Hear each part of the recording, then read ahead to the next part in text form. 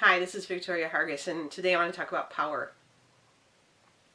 So often when we go through life, we give our power away. We think we cannot act until another person acts. We can't be kind until our wife or our husband is kind. We can't be loving until we get loving first. We cannot give of ourselves until we have gotten what we need.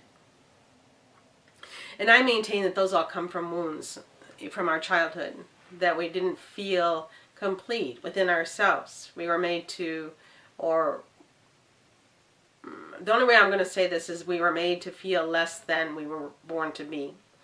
And those are wounds. And it's not that anyone tried to do that, because everybody does what they believe is the best thing to do at that particular time. So this isn't about parent blaming or bashing or anything like this. This is about the fact, as a human, you were born and you were raised by imperfect parents. We are all imperfect. I was imperfect as a parent. Everyone is. It's the curse of being human, if you want to call it that. So in the course of the first 7 years of life, we teach people to not be leaders. They were born leaders. We were born magnificent. We were born to live our life and to reach out and to always conquer new things.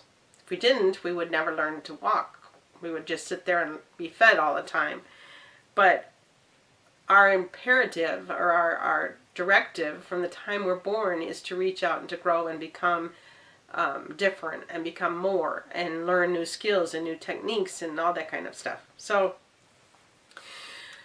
we learned how not to be leaders when we were born, through the first 7 years of our life, and then we spend the rest of our life feeling like we have to wait till someone else does something before we can act. We have to get that promotion before we can act in that way. We have to get the award or the commendation before we can feel complete within ourselves. Or if you're one of those people that searches for validation by certification after certification, then you will always be chasing the next certification to prove your worth. All that comes down to memories, and some of the memories are so far away and so buried that we can't possibly bring up that particular memory, at least at first. But what we can do is we can clear the emotional content of what we're feeling at any given moment. And that's the whole basis of what I do with my clients, is I help them learn the techniques that allow them to clear the emotional baggage that's attached to situations that we run into in life.